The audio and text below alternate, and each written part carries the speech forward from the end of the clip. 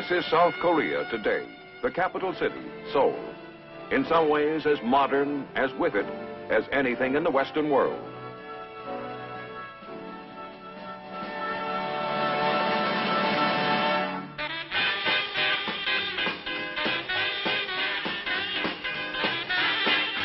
Even its nightclubs are just as swinging, crowded, carefree, and overpriced as their counterparts in New York, Chicago, or Los Angeles, a long way from the war.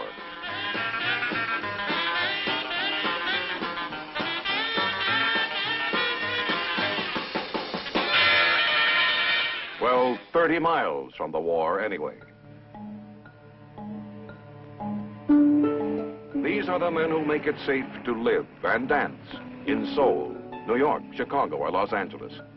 They are U.S. and Korean soldiers starting a patrol along the DMZ, just 30 miles north of Seoul.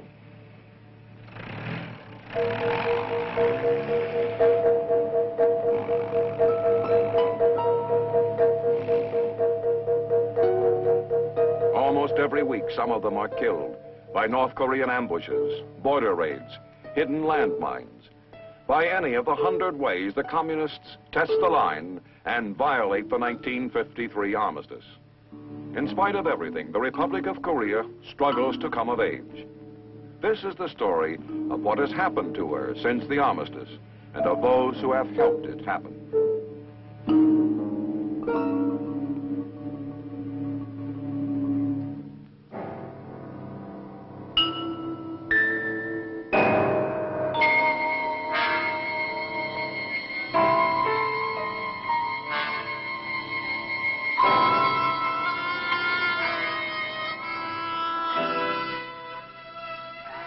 Korea's ancient name, Chosun, means land of morning calm. June 25th, 1950. The morning calm is shattered.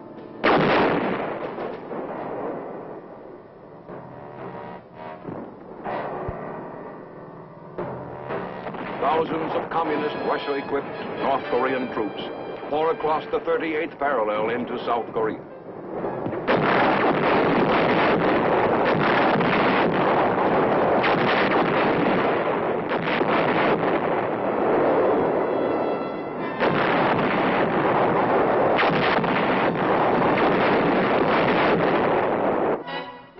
Before this powerful onslaught, the small, ill-equipped army of South Korea is driven back.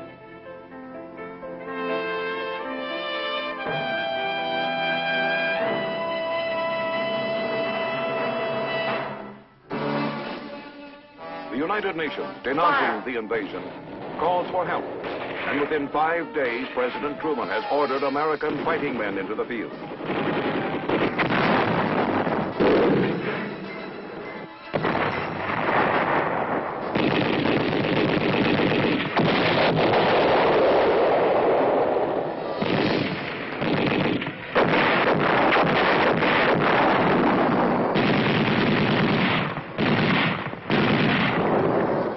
Within 3 weeks, half the country has been overrun.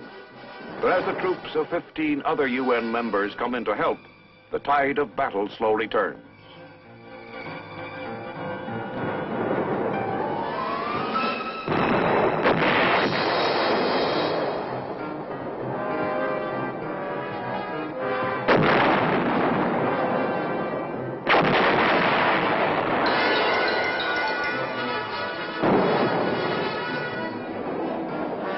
To turn the tide back, Red Chinese soldiers come to the aid of the North Koreans, and a pattern is established with first one side advancing and then the other.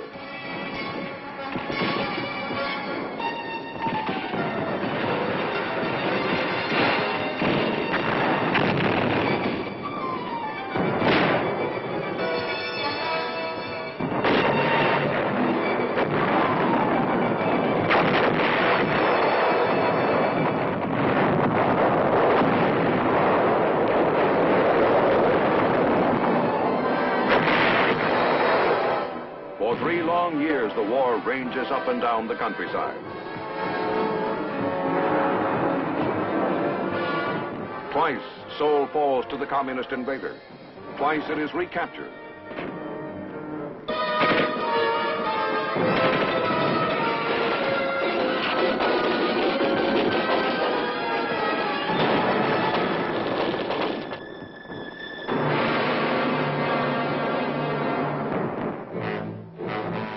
By the time the armistice is finally signed on July 27, 1953, the dead include 30,000 Americans, 5,000 troops from the other 15 assisting UN countries, and more than 400,000 South Koreans, both military and civilian.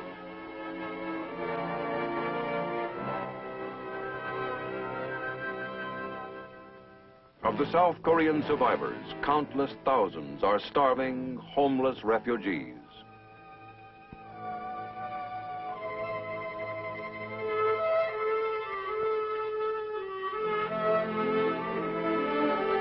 Seoul, the republic's largest city, lies in ruins.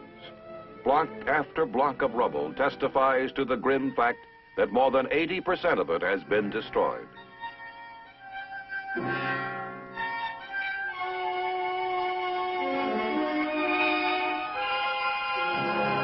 Hunger, poverty, and despair seem neighbors along these ravaged streets. But that was 1953. Korea today seems like a very distant relative to that once war-ravaged land. It is from the people that a nation derives its character, and nowhere is the revitalization of Korea more evident than in its people. From a straggling band of demoralized refugees, the people have grown into a cohesive, energetic nation.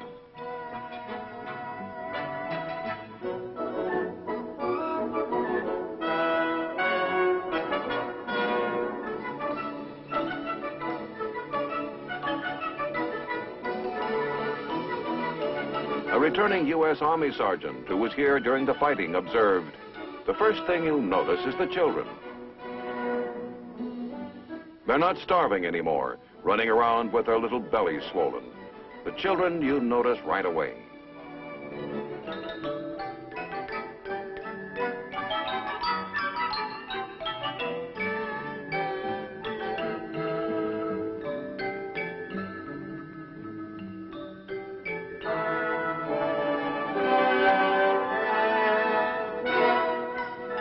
Poverty still exists to some degree, even the threat of famine caused by monsoon or drought. But the grinding hopelessness of a war-ruined country is far behind. The people have a chance, and they know it. It shows in their pride, in their energy, in their seemingly endless capacity for work.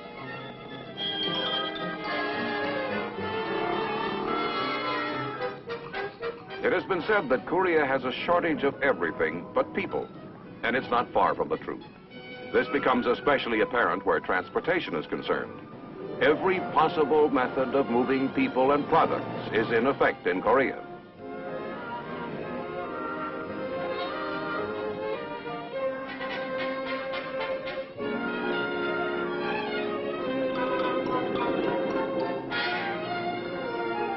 And a few that are impossible, except that nobody has bothered to tell the Koreans.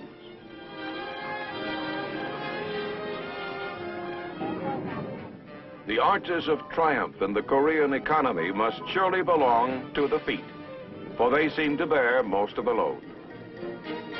On the back, on the head, or on the ever-present jigas, nicknamed A-frames by the Americans. Tons of freight move every day by foot. The jiga is a unique Korean invention, and the men who carry them were indispensable during the Korean War, when they carried ammunition and supplies.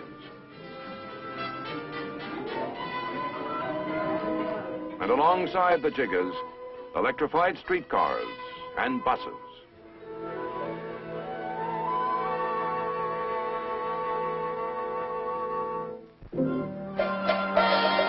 Russian trucks abandoned in a communist retreat to the north, still miraculously hauling the freight, even though the Home Office seems reluctant to send replacement parts.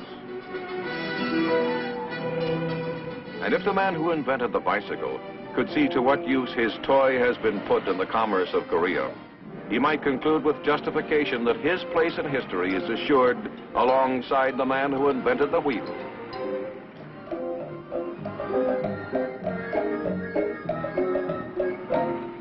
Here the bicycle is not only a means of transportation, but also an important vehicle for business. Its use allows personal earnings to go for the more required necessities.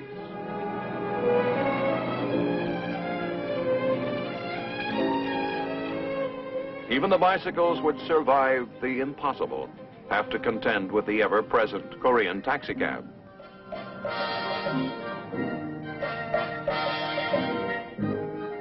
Korean taxicab drivers may not build up the speed of their American counterparts, but they duplicate the daring encountered in most of the world's great cities.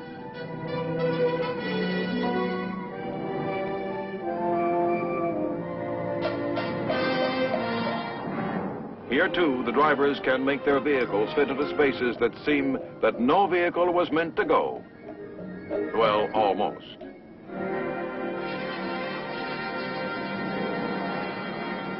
The newest transportation miracle, though, is the Gimpo International Airport Toll Road, the first toll road in the nation.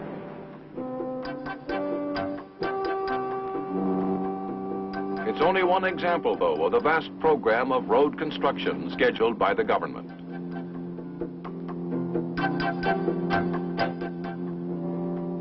The new road will make it easier and faster to get from Seoul to Gimpo International Airport, the home of the fledgling Korean Airlines. Its modest fleet of aircraft is composed of modern propeller-driven airliners.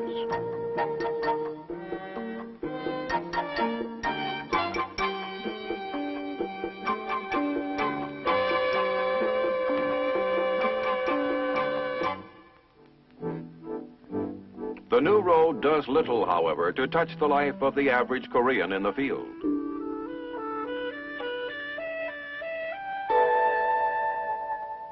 The thatched roof, mud brick house he lives in is much the same as that of his father and his father before him.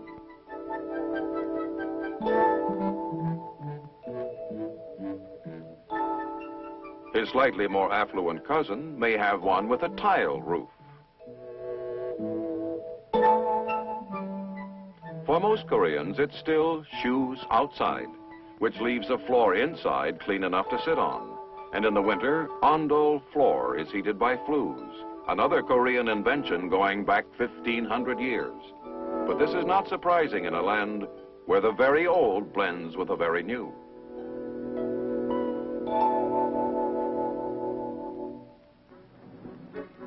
Perhaps the most striking change to come over the face of Korea has been the influence of Western architecture.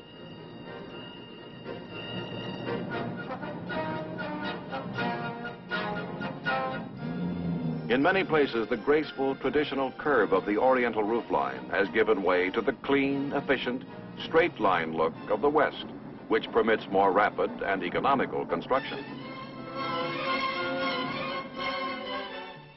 Major rebuilding began almost immediately after the armistice, when $15 million worth of excess U.S. Armed Forces equipment was put to work reconstructing war-shattered buildings.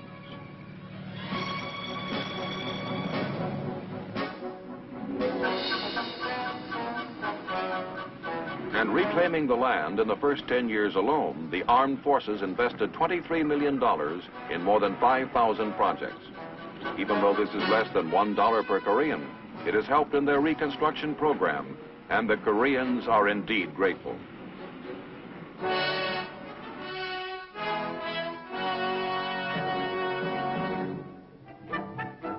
Industrial development, too, has received massive American aid.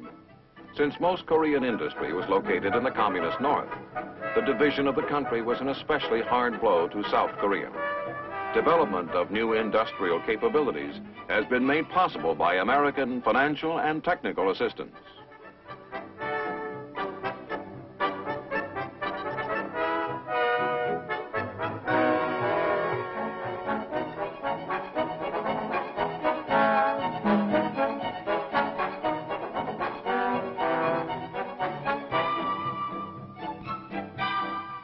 Like anyone else, the Koreans enjoy TV, refrigerators, and of course, new cars.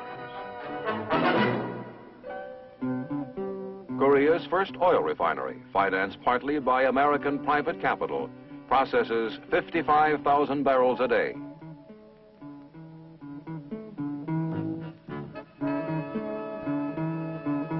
The Hankook fertilizer plant produces 330,000 tons of chemical fertilizer a year. Development of this vital industry can mean the difference between famine or food enough to feed the nation. The problem of food production is the main concern at the government's experimental farm at Suwon, south of Seoul. Here, agricultural research of all sorts is carried out, and extension workers are trained in the latest farming techniques, which it is hoped will make the country self-sufficient in food production by the early 1970s.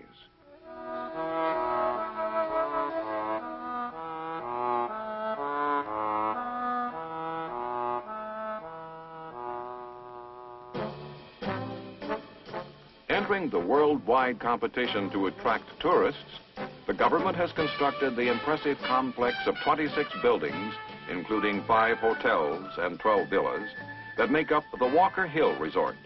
Named for General Walton Walker of Korean War fame, it is just 12 miles from Seoul, overlooking the Han River.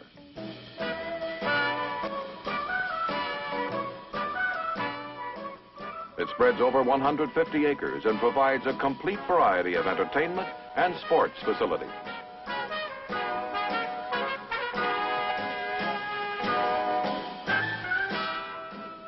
Since Walker Hill is not subject to the curfew which puts the rest of the country to bed at midnight, it's a good place for night people.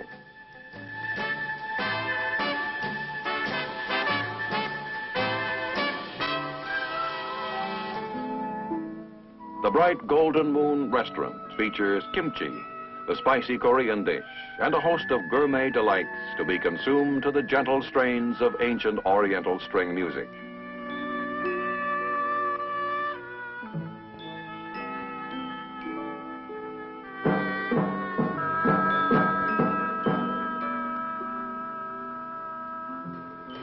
Still another popular spot features Western cuisine and a whole line of Korean rockettes.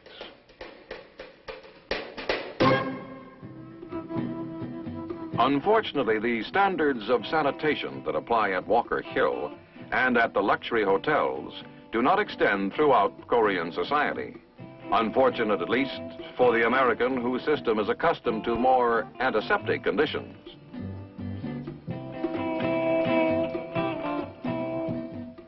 It is suggested that on the local economy, the tourist exercise a certain amount of caution.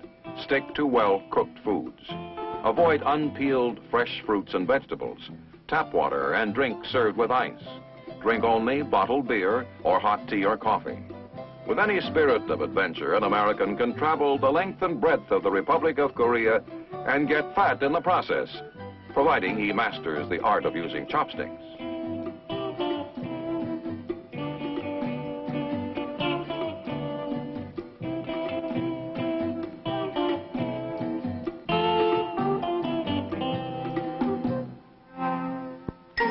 There are many other sections of the country especially attractive to tourists, such as Jeju Island, about 60 miles southwest of the mainland.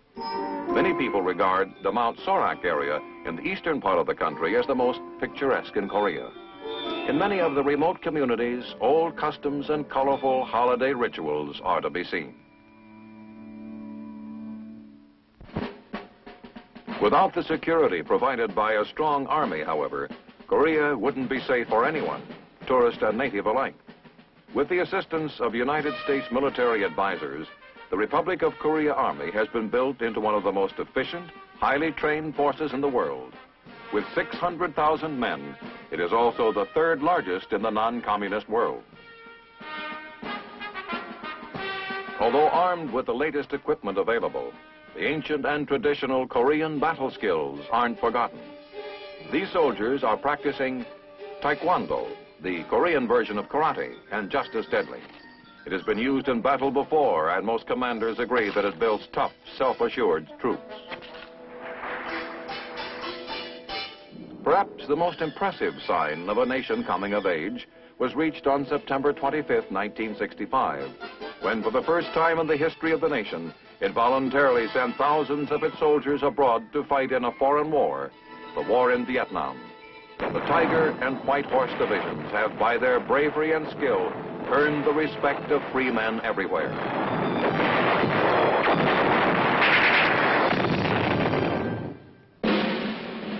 About 10,000 ROK soldiers serve in a special capacity with the U.S. Army.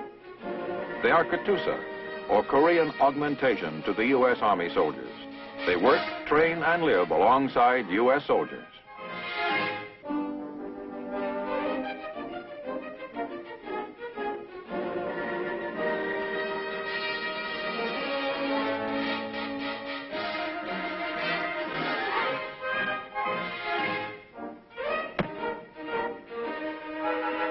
Their history dates back to the dark early days of the Korean War, when to strengthen our undermanned forces, ROK recruits were channeled into U.S. units.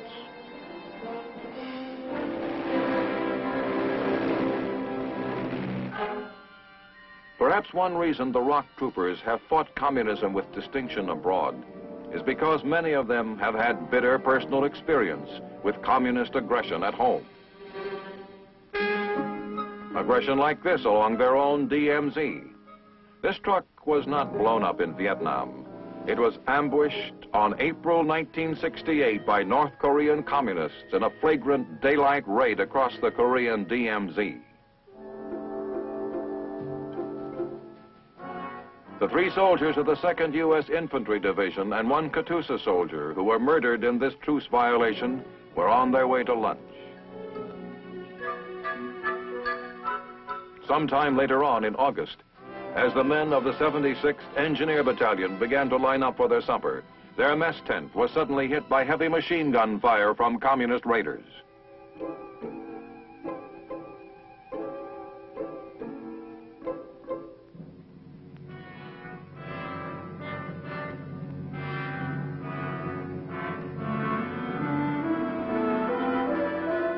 Two U.S. soldiers, 1 Katusha killed.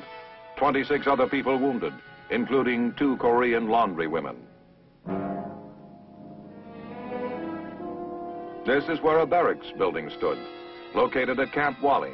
It was demolished by a planted time bomb. 2 soldiers were killed in their sleep. These are only a few variations on the communist theme. At Panmunjom, 30 miles north of Seoul, where the Joint Military Armistice Commission meets to discuss violations, the North Korean side invariably flaunts the communist line even in the face of evidence, blandly ignoring all charges and throwing up a smokescreen of fabrication and countercharge.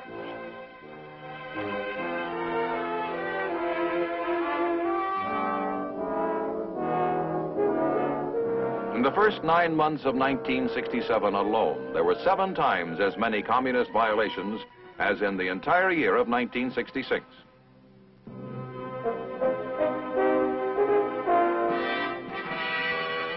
All have been ignored or denied.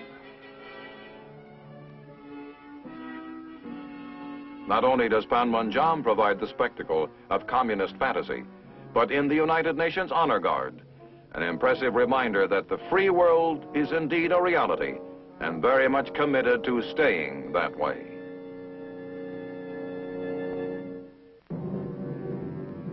United Nations soldiers remain constantly on the alert to meet the continuing border incidents, subversion, and infiltration of enemy agents along the DMZ. Scattered along the line, a system of guard posts are manned around the clock.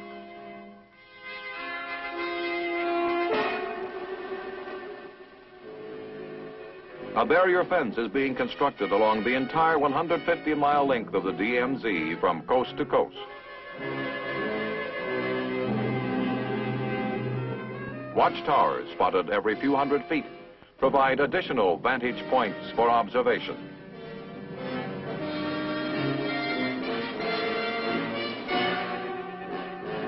The lush green foliage along the DMZ is one of the most beautiful features in this no man's land. It is also one of the most deadly.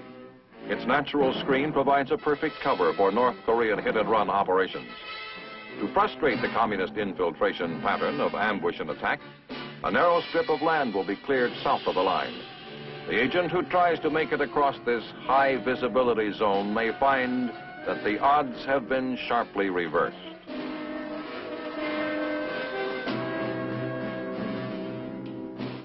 But fences and watchtowers and guard posts alone mean nothing. It's the troops who man them, and the ones who actually get out and do the patrolling, who prevent the DMZ and more from being overrun.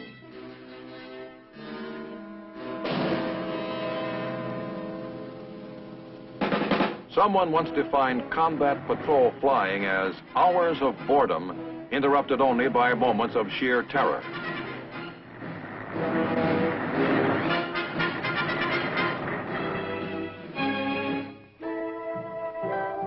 In a sense, DMZ duty is a bit like that. The communists conduct a daily war of nerves, of subversion, of the kind of treachery that can turn the most routine patrol into a death march.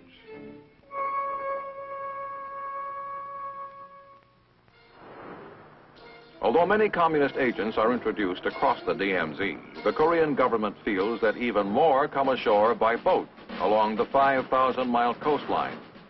Some of these potential guerrillas hide out in the mountainous southern part of the country.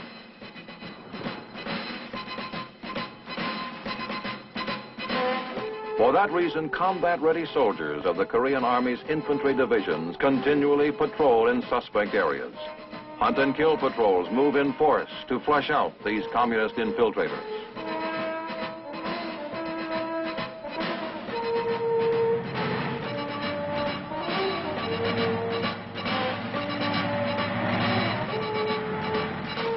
Whatever stability Korea has, indeed the world has, is guaranteed by these men of the United Nations Command, who make it perfectly clear where the line has been drawn, and who literally put their lives on that line every day.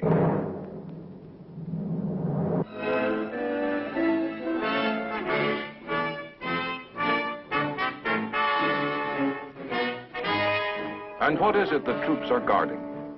Well, among other things, the right to develop and maintain a democratic government which is stable without being oppressive.